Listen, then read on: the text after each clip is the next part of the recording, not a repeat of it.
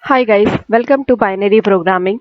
Today we will see what are the steps we have to follow when we need to create our first API. So here, first we have to analyze the requirement and identify what are the endpoints needs to define in RAML. And once we are done with it, we can go to Design Center and define our API specifications there. So this is a AnyPoint platform, and from here you can go to Design Center, and in Design Center you can see I have my API specification defined. So how to define API specification, on that I'll create a separate video, but for now I can go inside this order records. So here in the Design Center we can see I'm having a two resource, the one with the get method and the other one with the post method. Okay, so this fetch record, it accepts get and it returns the query, it accepts the query parameter order type, and this is the response. So for the second response we are having a push record, and this is a post method which accept this input, and in the response we will get this kind of response. Okay, so with this we are done with creating our API specification in the Design Center. Once you are done with it, you can go to publish, and from Design Center you can publish this API to Exchange. Here you can see when you are trying to publish the API to Exchange, here you have to provide the asset version and the API version. So here you can see I have provided asset version 100 and API version is v1, and then we will click on the publish to Exchange. Now here we can see our API has published to Exchange. Now we can see the order records inside this Exchange. Okay, so Exchange is a kind of repository. There you can publish all your public and private stuff, and if you want to share with other developers or consumers, you can share using this Exchange. So as our API in Exchange, here we can provide the documentation for that, so that if any consumer want to consume your service, they can see what are the services or your API is providing. Okay, so here even from the Exchange you can mock your services as well. Okay, so here we can provide documentation, and once we are done with that, we can go to API Manager. So API Manager, there you can provide the complete maintenance for your API in terms of applying the policy, SLA. Okay, so here in the Manage API, as our API is already there in Exchange, I can go to Manage API from Exchange, and here I can search for the name of the API, order records, and it will auto populate all the details. Okay, so here we can see this asset and API version which we have defined at the time when we are publishing to Exchange. It has populated, and here in the managing type it is giving two options, basic endpoint or proxy. So if you want to publish, if you want to keep your API as proxy, you can select this option, but for now we are keeping this basic endpoint only. And here these are the options like mule application or non-mule application respectively. You can select this option. So we are going to deploy our application on cloud, so for that reason I am selecting this mule application. And down, this is a mule version. So this AnyPoint platform, it provides support for mule 3 and mule 4 as well.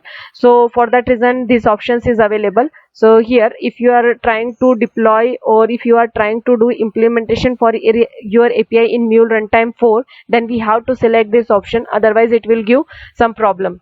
Okay, and with this we are done with basic configuration in the API Manager. We will click on save, and here you can see it has generated one ID, and this ID is very important at the time when you will enable the auto discovery. Okay, and what is auto discovery? So in simple term I can say auto discovery is like if you want to trace your API throughout its life cycle using this API auto discovery, you can see, like assume that if I have applied some policy here and and there is some consumer which want to access this API. So for this API I have done the implementation in the AnyPoint Studio. Okay, so there I have to enable the API auto discovery so that it can understand, okay, for this API there is some policy has applied, and if you want to consume this service you have to pass these policies. Okay, so here you can see these options. If you want to generate some alerts for your API, you can generate it, and this is a important thing, policies. So if you will click on policy, here you can see it has given this option apply new policy, and if you will click on it, it is giving all the policies whatever it is there. So category wise also you can filter it. So here I can see all policy, and I want to apply the simple policy client ID enforcement. If I'll click on this, from here you can select the version, and then you can go down and you can click on this configure policy.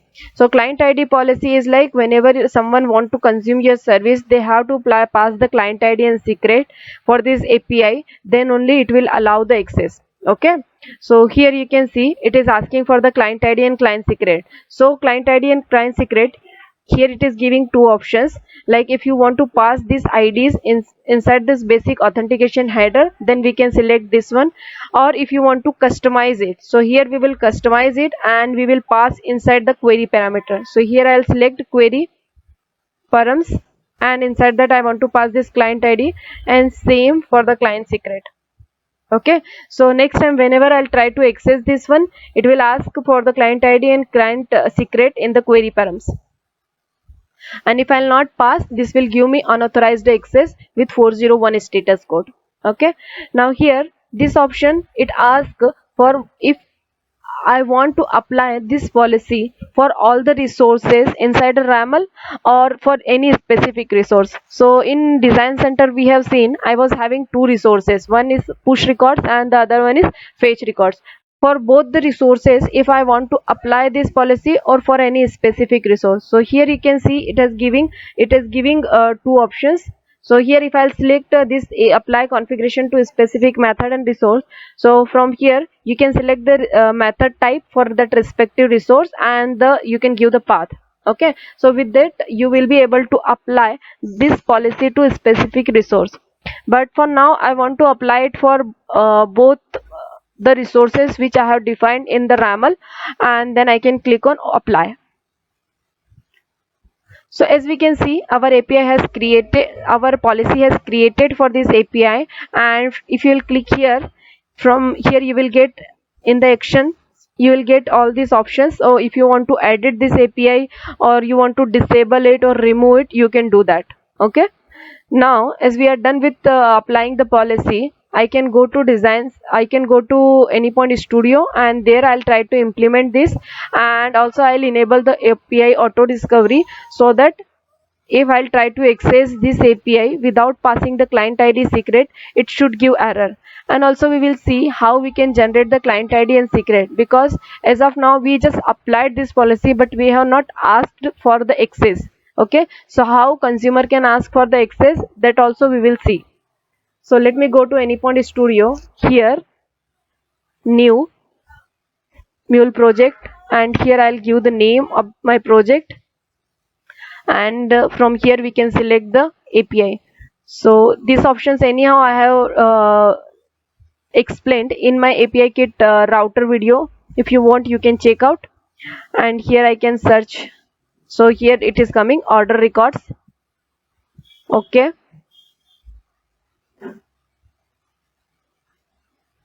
finish.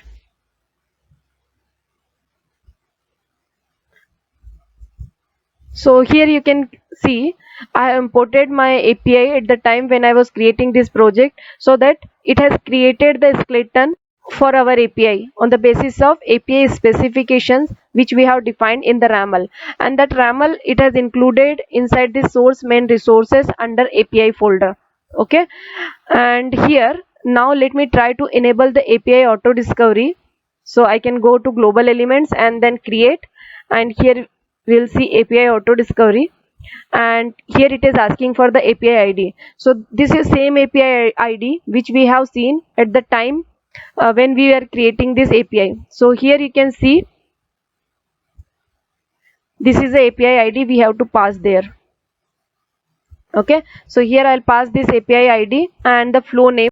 So here we have to pass the flow name which it will call first whenever there is a new request will come. So here this is my first flow I want to initiate whenever there is a new request will come, and then I'll click on OK. So here if you have observed, this option is coming unregistered, and why it is like that? Because we have not enabled the API auto discovery for this API, and there is a no trace of this API. For that reason it is coming unregistered. So once we will enable the API auto discovery for this in the studio and we will deploy this application, then this status will change to active. Okay, so as I already enabled the API auto discovery for this, now let me try to run it. We can save and then I'll try to run it, and meanwhile it is getting deployed. I'll try to see what is the URL that we have to hit. So in the connector configuration I can see if I have defined any base path. So here you can see I have not defined any base path. Okay, and now the host is localhost and the port is 8081.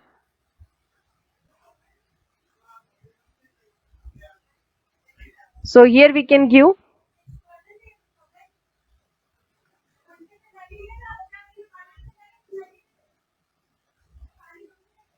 8081, and here we can see the path we have given is API, and then here it is a star.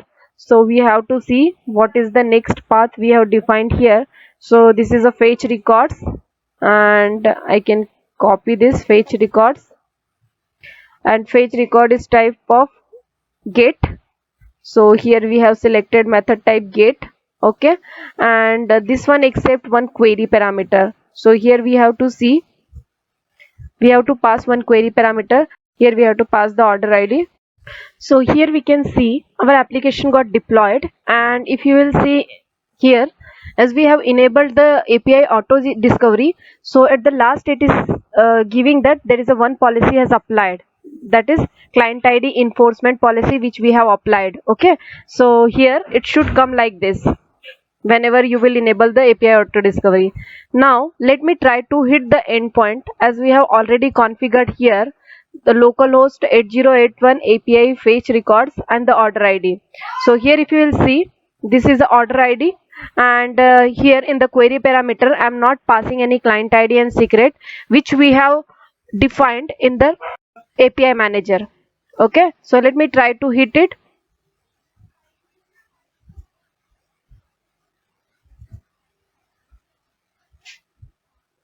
And here you can see it has returned the error 401 because it is expecting the client ID secret, but we are not passing here. Okay, now if I'll disable this API auto discovery, for now let me just delete it and stop the application, save it and try to run it again.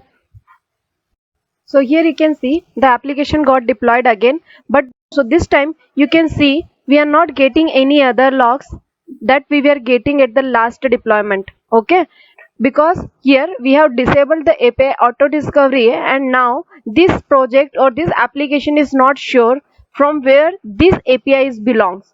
Okay, so now let me try to hit this again, and now it should return the response correctly. So here we can see it is returning the response without passing the client ID secret. So I hope you can understand how important is API auto discovery at the time when you are applying some kind of policies in your API. Okay, so here let me just enable it again, and then we will try to pass the client ID secret. So meanwhile it is getting redeployed. Let me show you how we can generate the client ID secret for this. So you can see here the status is coming active, and why it is coming active, because first time when we deployed our application with the API auto discovery, this status has changed from unregistered to active. Okay, now let me generate the client ID secret for this API. So we can go to Exchange, and I'll go inside this API order records, and here you will get the option request access. Okay, so we will click on this request access, and here I'll click select this instance, and this is the same instance which we have created in the API manager. And here as of now we are not having any application, so I can create new application, and this application is nothing but the consumer which want to access your service. So here I'll give name, I'm just keeping this all blank, create. Okay, and as of now we are not defined any SLA tire or anything, so this is disabled.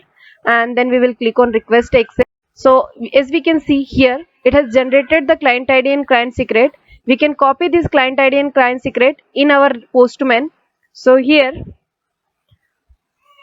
client ID, and this is a client secret. Now let's see if our application got deployed. So as we can see, it has deployed, and also it has applied this policy, because now again this last line it is coming. Okay, now let me clear this and try to hit it again. And here we can see it is returning the response now. And if I'll add some incorrect character in the client secret and see if it is written the correct response or not. So here we can see it is saying invalid client, because we are passing the incorrect client ID. So with this we are done with creating our first API. Let me just summarize our understanding so far. First, we have created our API in the design center, and then we published that to Exchange. From the Exchange, we have imported this API into the API manager. There it has generated one ID. That ID is API ID that is required when you want to enable the API auto discovery. And then we can do the implementation in the Anypoint Studio. And if someone want to consume your API, you have to generate the client ID secret for that, and that you can do from the Exchange. Okay, so with this we are done. Thank you.